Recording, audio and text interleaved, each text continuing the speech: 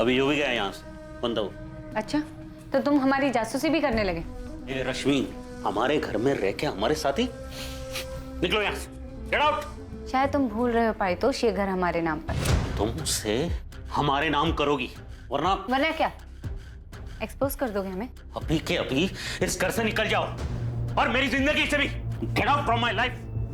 Calm down Paritosh, सिर्फ 2 करोड़ रुपए, उसके बाद हम तुम्हारी जिंदगी में कभी नहीं आए, प्रॉमिस। तूने हमारा यूज किया रश्मि, लेकिन हम यूज एंड थ्रो करने वाली चीज नहीं है, समझे? अगर हम तुम्हें बना सकते हैं ना, तो तुम्हें पूरी तरह बर्बाद भी कर सकते हैं हम।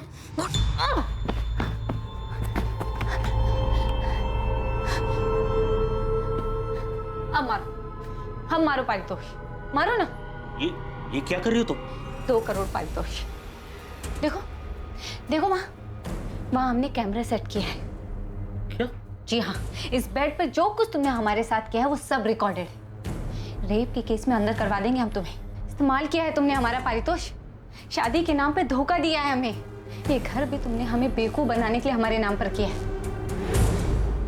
ये वीडियो हम पुलिस और मीडिया को दे देंगे, फिर देखते हैं कौन किसको बर्बाद करता है। 2 करोड़ पारितोष, 2 करोड़, वरना हम ये वीडियो वायरल कर देंगे। तुम्हें पता भी नहीं पारितोष कि जो हम चाहते हैं उसे पाने के लिए क्या क्या कर सकते हैं। हाँ, रश्मि सब कुछ रिकॉर्ड करती थी, सब कुछ पहले से प्लान किया हुआ था उसने। बहुत ही शातिर लड़की थी। तो आप कौन से संत हो? नहीं सर, हम संत नहीं, बहुत बड़े चंट हैं। लेकिन इस बात की उसे खबर नहीं थी कि हम क्या क्या कर सकते थे। इससे पहले कि वो ब्लैकमेल करके 2 करोड़ मुझसे मांगती, मैंने उसकी सारी बातें अपने मोबाइल में रिकॉर्ड कर रखी। वो हमें मात दे इससे पहले हमने उसे मात दे। रश्मि, तुम हमें इस तरह ब्लैकमेल नहीं कर सकती। अगर तुम चाहते हो कि हम तुम्हें ब्लैकमेल ना करें तो पारितोष 2 करोड़ दे दो। तुम्हारे पास कल तक का टाइम है। अगर कल तक 2 करोड़ नहीं दिए तो हम तुम्हारे खिलाफ रेप केस कर देंगे और मीडिया को फुटेज दे देंगे।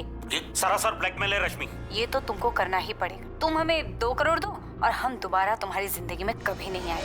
किस आधार पर आपने हमें गिरफ्तार किया सर? उस आदमी ने हमारा इस्तेमाल किया, शादी के नाम पर झूठा वादा करके फिजिकल रिलेशन बनाए, धोखा दिया हमें, और उस पारितोष के खिलाफ रेप केस दर्ज करने के बजाय आप हमें पूछताछ के लिए लेकर आए। तुम्हारे ब्लैकमेल के सारे कॉल रिकॉर्डिंग पारितोष के पास है। तुम्हें क्या लगा था अपने वीडियो की रिकॉर्डिंग के जरिए उसे फंसा दोगे, लेकिन उसे धमकाने और ब्लैकमेल के जुर्म में तुम गिरफ्तार हो। क्या बकवास है ये? गलत किया उसने हमारे साथ। हम पारितोष के खिलाफ रेप का केस फाइल करेंगे। सर कहाँ जा रहे हो आप? सर सुनिए तो, सर हम उससे कोर्ट तक घसीट कर लेकर आएंगे, उसकी वीडियो वायरल कर देंगे, उसकी मदद करने और हमारे साथ जबरदस्ती करने के लिए हम आपके खिलाफ भी केस दर्ज करेंगे। रश्मि ने जो किया हमारे साथ, उससे हमारी जिंदगी, हमारा परिवार, सब कुछ तबाह हो गया। 7 अक्टूबर की रात को आप कहाँ थे? घर पर थे, अकेले, शराब पी रहे थे, जो रोज पीते हम ऑफिस से आने के बाद। हमारी बात मानिए सर, वो बहुत ही शातिर थी और हम यकीन के साथ कह सकते हैं कि उसको उसी की तरह किसी ने बड़े शातिर अंदाज में फंसाकर मार डाला होगा। बहुत ही चालाक समझती थी खुद को, ओवर कॉन्फिडेंट।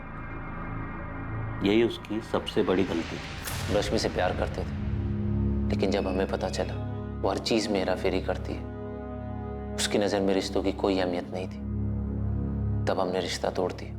ये हमें बहुत जल्द पता चल जाएगा कि तुम्हारा ये दर्द था या गुस्सा जिसकी वजह से तुमने रश्मि का मर्डर कर दिया। रश्मि की हत्या से पहले उसके फोन की लास्ट लोकेशन VIP एन्क्लेव थी। VIP एन्क्लेव, जहाँ पर तुम्हारा घर है और तुम्हारे पिता के राइवल दशरथ लाल का भी। जब हमें पता चला कि उसके संबंध हमारे पिता के साथ थे, हम उसे बुरी तरह चोट पहुंचाना चाहते थे, लेकिन हमें कभी समझ में नहीं आया कि रश्मि अपनी जिंदगी के साथ चाहती क्या थी। पता नहीं हम उसके पीछे पड़कर अपनी जिंदगी क्यों खराब कर रहे थे। इधर ऋषभ के साथ शादी करने वाली और उधर ऋषभ के फादर प्रद्युमन और प्रद्युमन के राइवल दशरथ लाल के साथ अलग ही गुल खिला रही है। और उससे पहले परितोष मिश्रा के साथ। ऐसा कैसे कि उसकी माँ, भाई, चाचा को इस बारे में कुछ पता ही नहीं था? क्या ये मुमकिन हो सकता है? कल्याणी, हमने विकास से बात कर ली है। हम लोग बहुत आराम से इसका हल ढूंढ लेंगे। अगर रश्मि ने मनोज और भरत के साथ में कोई धोखाधड़ी की है, वो भी हम संभाल लेंगे। तुम बेफिक्र रहो। क्या रश्मि पांडे की हत्या का मकसद उसका इस तरह लोगों से पैसे हथियाने को रोकना था, या किसी को रश्मि के काम करने के तौर तरीकों से जलन थी जो उनकी कामयाबी के रास्ते का कांटा बन रहे थे? रश्मि एक खतरनाक खेल खेल रही थी। आखिर वो कौन था जिसके रास्ते की रुकावट बन गई थी रश्मि? हम इस बात से इनकार नहीं करेंगे कि रश्मि हमें परेशान कर रही थी और हमने ये बात कभी छुपाई भी नहीं। वीरेंद्र सर से कई बार हमने इस बारे में बात की। मैम, हम ये भी जानते हैं कि रश्मि ब्लैकमेलिंग के केस में एक बार अंदर जा चुकी है और हमें इस बात पे पूरा भरोसा है कि रश्मि अपनी बॉडी का इस्तेमाल करती थी और क्लाइंट से इन्वेस्टमेंट लाती थी, सारे बड़े बड़े क्लाइंट्स। लेकिन वो क्लाइंट्स रश्मि के लिए सिर्फ क्लाइंट्स नहीं थे, वो कुछ और भी थे। पायल, हमने तुम्हारे ऑफिस कलीग ध्रुव से बात की क्योंकि हमने ये कहा था कि रश्मि की लाश पानी के ऊपर आ गई वरना मिसिंग ही रह जाती। अगर आपको लगता है कि ऐसा कहने से हम रश्मि के मर्डर में इन्वॉल्व है या हमने उसका मर्डर करवाया है तो माफ कीजिए। हमने ये बात सिर्फ इसलिए की क्योंकि ये बात साफ है, जो भी रश्मि का हत्यारा था उसने बॉडी के साथ पत्थर इसलिए बांधा था क्योंकि वो नहीं चाहता था कि लाश पानी के ऊपर आ जाए। तो फिर रश्मि का मर्डर किसने किया पायल? मैम, हमने आपसे पहले भी कहा था, हम मानते हैं हम रश्मि को पसंद नहीं करते थे, जलते थे उससे, लेकिन इसका ये मतलब नहीं कि हम इस हद तक गिर जाए कि उसका मर्डर ही करवा दें। लेकिन रश्मि मर्डर करने के बारे में सोच सकती थी, उसकी ऐसी हरकतों की वजह से उसका मर्डर हुआ होगा। कर्मा मैम, कर्मा। जावेद, कुछ हाथ लगा? एक बाबा है, अपने आप को काली बाबा बोलता है। उसके पास जाती थी क्या रश्मि पांडे? हाँ, मैंने ज़्यादा पूछताछ की नहीं क्योंकि उसको भनक लग जाती तो वो भाग जाता। कहाँ मिलेगा ये काली बाबा गोविंद? स्टेशन के पास वाले मार्केट एरिया मैडम, वहीं बैठा है। एड्रेस भेज रहा हूँ, अभी भी वहीं मिलेगा ये बाबा। जो बात थी हम साफ साफ बता रहे हैं। हाँ, हमारे और रश्मि के बीच में शारीरिक संबंध है, जिसको रिकॉर्ड करके वो आपको ब्लैकमेल करने लगी। कौन सा ब्लैकमेल? ब्लैकमेल उसे किया जाता है जो कुछ देने से इनकार करता है इंस्पेक्टर। वैसे हमको पहले से पता था कि वो लड़की रिकॉर्डिंग करती है। तो आपको लॉकर के बारे में भी पता होगा? नहीं, हमको किसी लॉकर के बारे में कुछ पता नहीं था, लेकिन उस लड़की ने पारितोष मिश्रा के साथ जो किया वो भी हमको पता था। अब आप खुद सोचिए कि इतना सब जानने के बाद भी बिना बैकग्राउंड चेक किए हम उसके पास जाते। बैकग्राउंड चेक करने के बाद भी आपने उसको अपने साथ बेडरूम में वीडियो बनाने दिया? प्रद्युमन जी, चुपचाप आप रश्मि पांडे को पैसे देते रहे और बदले में आपने उससे वीडियो रिकॉर्डिंग की मांग नहीं की। मांग इसलिए नहीं की क्योंकि हम जानते थे कि वो इसका हमारे खिलाफ इस्तेमाल नहीं करेगी। क्यों? उसने ऐसी गारंटी दी थी आपको? देखिए क्या है, उसे जो पैसे चाहिए होते थे हम उसे दे देते थे, इसलिए हम जानते थे कि वो बस वीडियो रिकॉर्डिंग करके रखती थी, उसका इस्तेमाल नहीं करती थी। देखिए, हम एक बात साफ साफ बता देते, हाँ, रश्मि को पैसा देने का सिलसिला ब्लैकमेलिंग के बाद ही शुरू हुआ था। जब आपको पता ही नहीं था कि वो वीडियो रिकॉर्ड करके इस तरह... पता नहीं था कि उसने रिकॉर्डिंग की थी।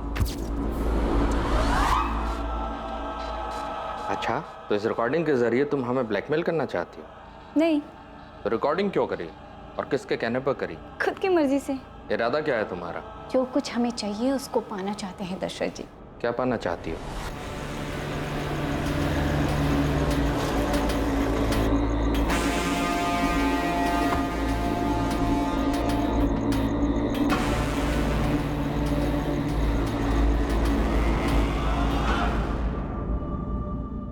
क्या प्रद्युमन ने इस लड़की के साथ मिलकर हमारे खिलाफ चाल चली है? हमें एक दिन भी नहीं लगा ये पता करने में कि प्रद्युमन ही है जो रश्मि को हमारे खिलाफ इस्तेमाल कर रहा है। और वो आप दोनों के लिए सरदर्द बन गई, राइट? बेवकूफ़ है हमारा बेटा। उस लड़की के बारे में कुछ जाने बगैर ही उसने उसे डायमंड रिंग दे दी, पर हमें रश्मि के बारे में पता करने में ज़रा सा भी वक्त नहीं लगा। वो किस तरह की लड़की है, उसका पास क्या है। हम उसके पास सिर्फ इसलिए गए थे ताकि ये जान सके कि उसका इरादा क्या है। और उसने बस ऐसे ही आपकी वीडियो बना ली। तुम मेरे बेटे के पीछे क्यों पड़ी हो?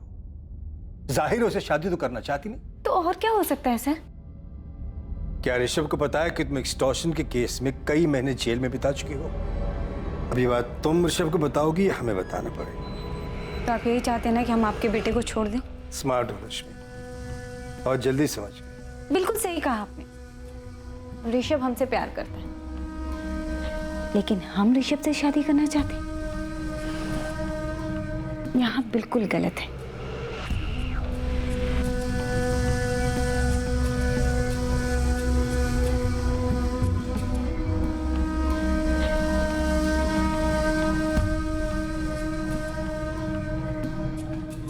हम उसके पास सिर्फ अपने बेटे को छुटकारा दिलाने गए थे, लेकिन हुआ ये कि आप उसके जाल में फंस गए। उसने आपकी वीडियो बना ली और आपको ब्लैकमेल करने लगी। दशरथ जी को लगा कि हमारी आपसी रंजिश के चलते इनका वीडियो हमने बनवाया है, लेकिन रश्मि तो हमसे भी पैसे लिया करती थी। ऐसे वीडियोस बनाकर पैसे लेती थी, ये कहना बिल्कुल गलत है, क्योंकि पैसे तो हम उसको वैसे भी देते थे और अच्छे खासे देते थे। भाई देखिए, हम भी उसके पास सिर्फ आनंद के लिए ही जाते थे। और जो कुछ वो मांगती थी वो दे दिया करते। और जैसे उसने वादा किया था, उसने खुद ही हमारे बेटे के साथ ब्रेकअप भी कर लिया। वो आप दोनों के वीडियोस बस ऐसे ही बना रही थी? अब उसने क्यों बनाया, क्या करने वाली थी, ये तो उसने नहीं बताया। हमारे ख्याल से ये उसका बैकअप प्लान था। देखिए, उसे एक अच्छी जिंदगी जीने का शौक था। महंगी गाड़ी, महंगे कपड़े, बहुत सारे पैसे, ज्वेलरी। उसे अपना एक लाइफस्टाइल मेंटेन करना होता था। उसे लगा होगा कि अगर हमने पैसे देने बंद कर दिए तब क्या होगा। तब ये वीडियोस ब्लैकमेल करने के काम आएंगे। बिल्कुल यही बात है और एकदम साफ है। देखिए, वो खूबसूरत तो थी ही, लेकिन इसके अलावा एक खासियत और थी उसमें। वो अपनी ओर लोगों को आकर्षित करना बहुत अच्छे से जानती थी। आप लोगों के बयान में बहुत तालमेल नहीं है। ऐसा इसलिए लग रहा है कि आप लोगों को रश्मि के मर्डर का शक हम पर है, लेकिन हम दोनों के पास उसके मर्डर की कोई वजह ही नहीं है। ठीक है, थैंक यू। इंस्पेक्टर, एक और बात बता दूं आपको, इससे पहले कि आप खुद पता लगाएं या गुस्से में आकर हमारा बेटा आपको ये पता है। 7 अक्टूबर को हम रश्मि के घर गए थे। कब? रात में। हम अक्सर उसके पास रात ही में जाया करते थे। तुमने मनोज पाठक को धोखा क्यों दिया? बस ऐसे। क्या इरादा क्या है तुम्हारा रश्मि? क्या मिलता है? आपको क्या मिलता है यहाँ आकर? हम तो यहाँ मजे के लिए आते हैं, लेकिन तुम्हें कौन सा मजा मिलता है लोगों को इस तरह धोखा देकर? वो भी तब जबकि तुम्हें इतना कुछ मिल रहा है हमसे, दशरथ लाल से और भगवान जाने और कितने लोगों से। इतने पावरफुल होने के बाद भी पावरफुल बनने की चाहत से आपको क्या मिलता है?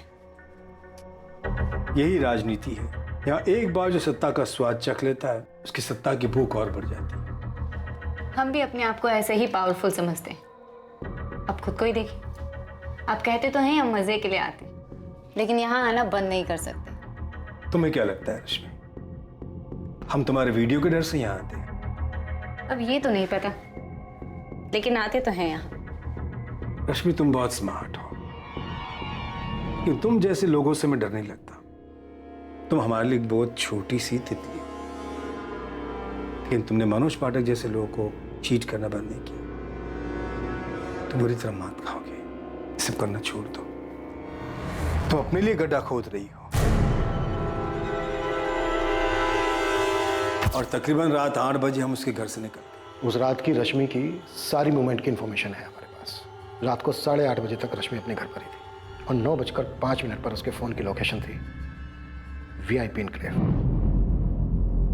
और 9:15 पर उसका फोन VIP इनक्लेव में स्विच ऑफ हो गया।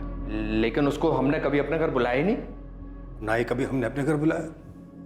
आप तो हमारे बेटे के बारे में जानते ही। उस रात रश्मि को किसी ने फोन नहीं किया और न ही रश्मि ने किसी को किया, पर उस रात रश्मि घर से बाहर निकली थी। और प्रद्युमन जी, आप अब बता रहे हैं कि उस रात आप रश्मि से मिले थे? ये सच है, इसलिए बता दें। किसे मिलने गए थे ये बात आप खुद बताकर अपनी जान छुड़ा रहे हैं। भाई देखिए क्या है, ऋषभ हम पे नजर रख रहा था, उसने हमें देखा था, तो फिर इस बात को छुपाने का कोई मतलब ही नहीं था। प्रद्युमन जी, आपका बेटा उस लड़की के इश्क में था। उसकी आपसे नाराजगी की वजह से कहीं ऐसा तो नहीं कि आपके वहां से निकल जाने के बाद रश्मि को लेकर निकला और जानबूझकर हमारे घरों की लोकेशन की तरफ गया ताकि हम दोनों को फंसा सके? हो सकता है ऐसा। हमारे पापा तुम्हारे घर क्या कर रहे थे? हाथ छोड़ो हमारा ऋषभ, हमें दर्द हो रहा है। डर तो हमें भी हुआ था जब पापा ने हमें तुम्हारी बातें बताई। पारितोष मिश्रा वाली बात तुमने हमें क्यों नहीं बताई? पापा ने हमें ये भी बताया कि तुम हमसे शादी नहीं करना चाहती हो। हाँ, हम तुमसे शादी नहीं करना चाहते ऋषभ। तुमने हमारे साथ ऐसा क्यों किया? हमारे साथ ही क्यों? नहीं करना चाहते हम तुमसे शादी ऋषभ, और अगर जानना चाहते हो तो सुनो, तुम्हारे पापा का फिजिकल रिलेशन है हमारे साथ। तो रश्मि की last phone location VIP enclave में दिखा के या तो कोई प्रद्युमन और दशरथ इन दोनों पॉलिटिशियंस को फंसाने की कोशिश कर रहे हैं, या फिर ये दोनों को स्टोरी बना रहे हैं। ये भी पॉसिबल है कि ऋषभ रश्मि से अपना बदला और अपने पिता पर गुस्सा दोनों एक साथ निकाल रहा हो। I mean, एक तीर से दो निशाने। पर मुझे लग रहा है कि हमें रश्मि के परिवार वालों से एक बार पूछताछ करनी चाहिए। उसके साथ लखनऊ में इतना कुछ हो गया और उन लोगों को कुछ पता ही नहीं।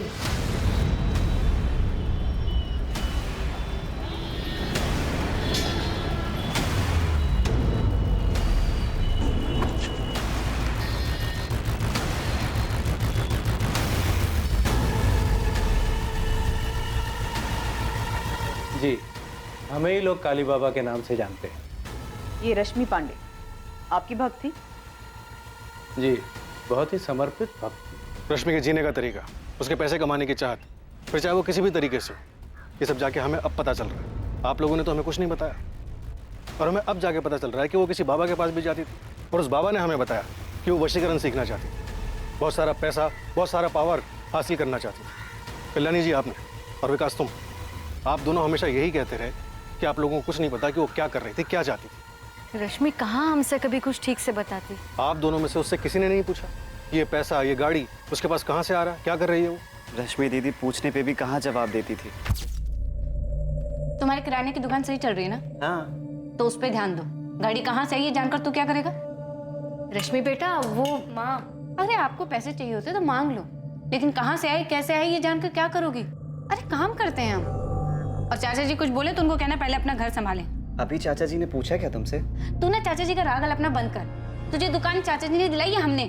आती थी यहाँ कई बार, लेकिन जब भी कुछ पूछो कभी कोई जवाब ही नहीं देती थी। जो आप कह रहे हैं उन सारी चीज़ों का हमें अभी पता चल रहा है। हाँ, जब से वो यहाँ से गई है उसके रहन सहन में बदलाव आया था वो तो हम देख रहे थे। हमें बहुत डर भी लग रहा था, मन में काफ़ी सवाल भी उठ रहे थे, लेकिन सवाल का जवाब ना मिले तो क्या करें हम? रश्मि दीदी के जेल जाने के बाद हमने और माँ ने दोनों ने कोर्ट कचहरी के चक्कर लगाकर उन्हें जेल से छुड़वाया था। ये रश्मि के जेल जाने वाली बात है, ये भी आप लोगों ने हमें नहीं बताई? वो बात इसलिए छिपाई क्योंकि वो हम सब के लिए शर्म की बात थी। जब रश्मि यहाँ हमारे साथ रहती थी, जब उसके पापा इस दुनिया में थे, तब सब कुछ ठीक था। जैसे वो शहर गई बहुत बदल गई। उन्हें इतना गुरूर क्यों था और वो इतने पैसे और पावर का क्या करना चाहती थी ये हमें नहीं पता साहब। रश्मि पांडे ने जिस बाबा की मदद ली थी उस बाबा से पुलिस द्वारा की गई पूछताछ से कुछ हैरान कर देने वाले तथ्य सामने आने वाले थे। हर वो चीज जो रश्मि हासिल करना चाहती थी वो रश्मि की तरह ही रहस्यमयी होती जा रही थी। ये भी एक रहस्य था कि उसकी हत्या कैसे हुई और किसने की उसकी हत्या। रश्मि को वो पावर्स किस लिए चाहिए थे? लोगों को अपने वश में करने के लिए। किन लोगों को वो अपने वश में करना चाहती थी? वो पॉलिटिशियन दशरथ लाल या प्रद्युमन चौधरी। रश्मि क्या चाहती थी इन दोनों से? Political power? हमें इसकी कोई जानकारी नहीं। ओह काली बाबा, इस लड़की का मर्डर हुआ है और हमें पता चला है कि ये काला जादू करती थी, और अभी आपने बताया कि वशीकरण सीखना चाहती थी, तो सीधे सीधे बताइए ना, वशीकरण किस लिए सीखना चाहती थी? चाहती क्या थी ये लड़की? किसको वश में करना चाहती थी? अरे हम थोड़ी पूछते हैं हर किसी से कि तुम किस पे हावी होना चाहते हो। वो आई थी सीखने के लिए कि दूसरों को अपने वश में कैसे किया जाता है। वो कई महीनों तक इस विद्या को सीखने के लिए आई और हमने उसे सिखाया भी। वो बताती थी कि हमने उसे जैसा ध्यान करने सिखाया था वो नियमित रूप से वैसा ही ध्यान करती थी। जिस तांबे के सिक्के के बारे में आप बात कर रहे थे वो सिक्का आपको रश्मि के पास मिला?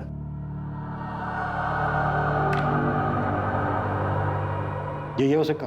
ये यही है, हमने ही दिया था उसे, और ये विद्या सिखाने की हमने गुरु दक्षिणा भी ली थी। कितने पैसे लिए थे? 3 लाख। तो लोगों को अपने वश में करने के लिए, वशीकरण के इस ढोंग को सीखने के लिए रश्मि ने आपको 3 लाख रुपए दिए। इसे ढोंग मत कहिए, आपकी नज़र में ढोंग होगा पर शक्तियाँ होती है। अब आप खुद ही देख लीजिए, रश्मि के कत्ल की आप छानबीन कर रहे हैं लेकिन किसी नतीजे पे नहीं पहुंचे आप। आपको ऐसा नहीं लगता कि कोई व्यक्ति अपनी शक्तियों द्वारा आपको गोल गोल घुमा रहा है? ओ बाबा बस। और ये मेंढक भी इसी नौटंकी का सामान था?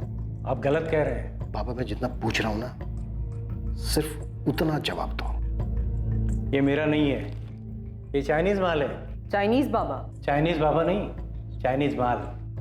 तो ये मेंढक आया कहां से उसके पास? हमें क्या पता, उसने हमसे ही थोड़ी संपर्क किया होगा, और भी बाबाओं से संपर्क किया होगा। उसे किसी भी परिस्थिति में वशीकरण सीखना था। पर सीखनी किस लिए थी? हमें नहीं पता साहब। हमने उसे वशीकरण की कुछ विद्या सिखाई थी। वो किस पे उसका प्रयोग करना चाहती थी, वो किसे अपने वश में करना चाहती थी, वो किस पे हावी होना चाहती थी, हमें नहीं पता। सुप्रिया, तुम रश्मि की इकलौती दोस्त थी जो हमेशा उसके साथ थी। अब ये तुम बिल्कुल मत कहना कि तुम्हें इस बात का नहीं पता कि रश्मि किसके साथ क्या गुल खिला रही थी जिसने उसका मर्डर कर दिया। 3 साल पहले का परितोष मिश्रा या रश्मि का एक्स बॉयफ्रेंड ऋषभ चौधरी या ऋषभ चौधरी का फादर प्रद्युमन चौधरी या दशरथ लाल या रश्मि की ऑफिस कलीग पायल त्यागी, किसने मर्डर किया है? किसने? इनमें से कौन है सुप्रिया जिसने मारा रश्मि को और उसके बाद उसकी लाश को संपत नहर में ले जाकर फेंक दिया? हमें नहीं पता सर। रश्मि ने हमें कभी नहीं बताया कि वो किसके साथ जाती थी। ऋषभ के अलावा कोई और भी है जिसके साथ वो जा सकती थी? देखो सुप्रिया, तुम पहले दिन से हमसे कुछ ना कुछ छुपा रही। तुमने पहले भी हमें ऋषभ के बारे में नहीं बताया। किसका डर है तुम्हें? बोलो। क्या ऋषभ अपने फादर को फंसाने के लिए ऐसा कर सकता है? क्योंकि रश्मि के फोन की लास्ट लोकेशन वीआईपी इनक्लेव है, वीआईपी इनक्लेव, जहाँ ऋषभ का घर है। सर, ऋषभ रश्मि का मर्डर नहीं कर सकता, इतना तो मैं जानती हूँ। सर, वो उससे बहुत प्यार करता था।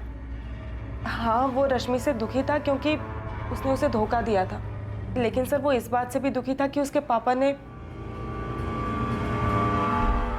सर, ऋषभ रश्मि का मर्डर नहीं कर सकता। तो फिर किसने मारा है रश्मि को? सर, रश्मि के माँ, भाई और चाचा सबसे बात की, सबके बीच में लगता सांठ-गांठ हो रखी, सब एक ही राग अलाप रहे, किसी को रश्मि के बारे में कुछ नहीं पता। सुप्रिया, रश्मि अपने परिवार वालों का जिक्र करती थी तुमसे? हाँ सर, कभी कभी जिक्र करती थी जब वो बालापुर जाती थी अपने माँ और भाई से मिलने। और अपने चाचा के बारे में? नहीं, चाचा के बारे में मैं कुछ नहीं जानती। रश्मि के घर के आसपास या फिर संपत नहर का नहीं दिखा रहा है। प्रद्युमन चौधरी? प्रद्युमन चौधरी के फोन की लोकेशन तो रश्मि के घर का ही दिखा रहा है, पर उसने तो खुद ही बोला था कि उस रात वो रश्मि के घर पे ही था। कहीं इस प्रद्युमन ने तो रश्मि को नहीं मारा और हमें घुमा रहा है। तो कैमरा रिकॉर्डर घर से गायब है, इसके पीछे प्रद्युमन चौधरी ही लग रहा है। पहले उसने रश्मि को मारा होगा, फिर गाड़ी में ले जाके संपत नहर में फेंक दिया होगा और किसी और से अपना फोन वापस घर भेज दियो। प्रद्युमन चौधरी का पर्सनल गार्ड है अफजल शेख, उसको उठा के पूछें। मारा उसी ने है जिसे पता था कि रश्मि के बेडरूम में कैमरा लगा है, और वो ये भी जानता था कि रश्मि ब्लैकमेल करने के लिए रिकॉर्डिंग करती है। ये पक्की बात है कि रश्मि का मर्डर उसके घर पर ही हुआ, वो भी उसके बेडरूम में। और किलर कोई सुराग नहीं छोड़ना चाहता, इसलिए उसने कैमरा रिकॉर्डर निकाल लिया क्योंकि उसमें मर्डर की घटना रिकॉर्ड हो गई। सर, रश्मि का पहला शिकार परितोष मिश्रा, जिसने उसे घर खरीद के दिया था, उसे पता था कि बेडरूम में कैमरा लगा हुआ। देखो वहाँ हमने कैमरा सेट किया है। प्रद्युमन चौधरी और दशरथ लाल को भी पता था कि रश्मि के बेडरूम में कैमरास लगे हुए, और उन्हें यह भी पता था कि रश्मि उनकी रिकॉर्डिंग रखती थी। और सर, रश्मि का एक्स बॉयफ्रेंड ऋषभ, उसे भी पता था कि रश्मि उसके पिता के साथ क्या कर रही थी। इससे यह पता चल रहा है कि अगर इनमें से किसी ने किया होता तो वो डीवीआर के साथ साथ कैमरास भी निकाल के ले जाता। वो हमारे लिए कोई ऐसा सुराग, डिवाइस या लॉकर नहीं छोड़ता जिसमें हमें पेन ड्राइव जैसा सबूत मिलता, क्योंकि ये सब जानते थे कि रश्मि रिकॉर्डिंग करती थी और इस रिकॉर्डिंग की वजह से वो इन लोगों को ब्लैकमेल भी कर रही थी। तो वो रश्मि की ऑफिस कलीग पायल त्यागी, पायल रश्मि से नफरत करती थी, तो फिर रश्मि पायल को अपने घर के अंदर क्यों आने देगी? और सर, रश्मि को मार के सुप्रिया को क्या मिलेगा? बिल्कुल ठीक। तो रश्मि के बनने से किसको फायदा हो? ये कोई ना कोई रश्मि के परिवार वाला ही है, और अब तक हम दूर के लोगों के बारे में सोच रहे हैं। केस की जिस तरफ पड़ताल कर रही टीम का ध्यान नहीं गया था, अब वहीं से एक बहुत अहम सुराग मिला था, और इस जानकारी से रश्मि पांडे की हत्या के राज का पर्दाफाश हो गया था। हाँ गोविंद, बालापुर से कोई खबर? सब डायरेक्ट नहीं पूछा, लेकिन रश्मि के भाई विकास का किराना स्टोर है, इसमें उसका पार्टनर है सोनू कश्यप, उससे बात किया मैंने। सोनू ने हमें बहुत जरूरी खबर दी है जो विकास ने हमें कभी नहीं बताया। क्या इन्फॉर्मेशन है? भोलाराम पांडे, विकास और रश्मि का चाचा, वो दोषी हो सकता है।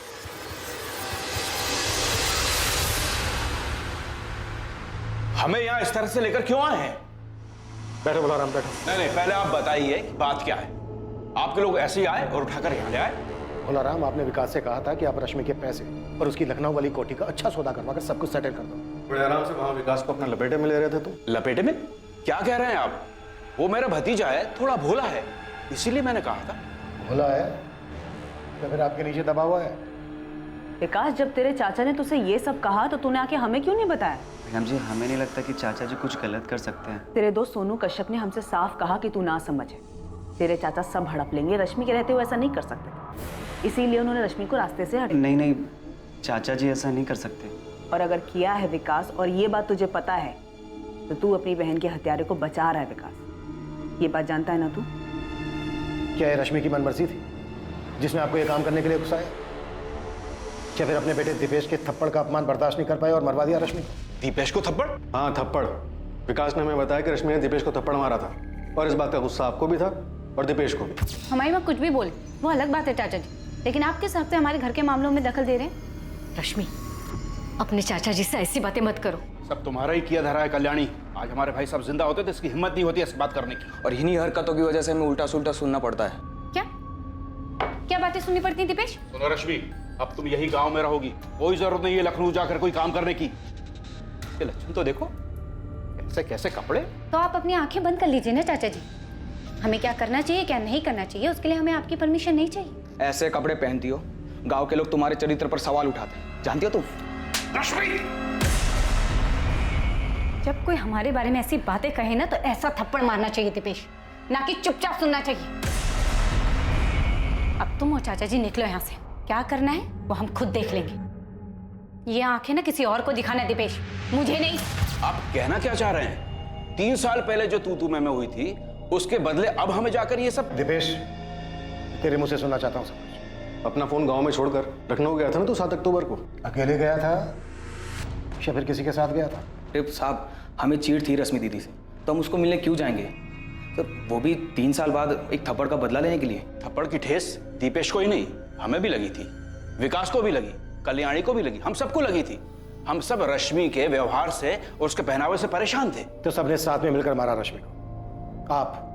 आपका बेटा दीपेश, रश्मि की मां कल्याणी और रश्मि का भाई विकास। अरे साहब, ये क्या बात कर रहे हैं आप? हमें तो ये भी नहीं पता था कि रश्मि दीदी लखनऊ में कहाँ रहती है। ना खुद उसके भाई विकास को या उसकी माँ को पता था, तो हम कैसे मारते उसको? आप असली कातिल को तो पकड़ नहीं पा रहे, इसलिए मनगढ़ंत कहानी बना रहे हैं। हमने उसके साथ ऐसा किया था, ये किसने बताया आपको? विकास ने? नहीं, वो बता ही नहीं सकता। पुलिस को मिली एक छोटी सी सूचना के आधार पर रश्मि पांडे के सभी करीबी रिश्तेदारों से पूछताछ के दौरान पता चला कि रश्मि की हत्या में उसके चाचा भोलाराम पांडे और उसके बेटे दीपेश पांडे का हाथ हो सकता है, लेकिन उनके खिलाफ कोई ठोस सबूत नहीं मिल सका। पर पुलिस की टीम के रश्मि के गांव बालापुर जाने से इस केस में एक नया मोड़ आ गया था। इसने दोषी को बेनकाब कर दिया था और ये इस केस की जांच कर रही टीम को बेहद हैरान कर देने वाला था। सर, कॉल रिकॉर्ड्स और लोकेशन के हिसाब से इनमें से हम किसी पे भी हाथ नहीं डाल सकते। सबने अपने फोन गांव में छोड़कर यहाँ लखनऊ में आके कांड कर दिया। तो ट्रैफिक डिपार्टमेंट संपत नहर की तरफ जा रहा है, सभी रास्तों की सीसीटीवी फुटेज स्कैन कर रहे हैं। रश्मि की लाश को नहर तक ले जाकर फेंकने के लिए किसी गाड़ी का इस्तेमाल तो हुआ होगा, शायद फुटेज में दिख जाए। हाँ महादेव जी, अब तो आपके डिपार्टमेंट से किसी बड़े खुलासे के होने का इंतजार है हमें। इब्राहिम, भोलाराम और उसका बेटा दीपेश और रश्मि का भाई विकास, इन लोगों के खिलाफ कोई सबूत नहीं मिला, लेकिन ये आदमी जिसने इस केस में भोलाराम को संदिग्ध बताया, ये कौन है? उसका नाम सोनू कश्यप है। विकास के किराने की दुकान में उसका पार्टनर है वो। एक बार उसे ट्रैक करो, शायद कुछ मिल जाए। हाँ, ये दिखा है इस फुटेज में। 7 अक्टूबर की रात को एक रोड पर जहाँ सीसीटीवी लगा, एक टैक्सी में है, खुद चला रहा है, लेकिन ये संपत नहर वाली रोड नहीं बल्कि लखनऊ की एक रोड।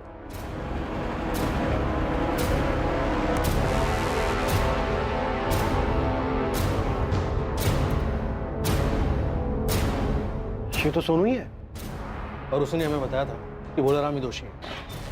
नहीं सर, मैंने क्रॉस चेक किया। 7 अक्टूबर की रात को सोनू के फोन की लोकेशन उसके गांव बालापुर की ही है। मतलब ये सोनू हमें घुमा रहा है।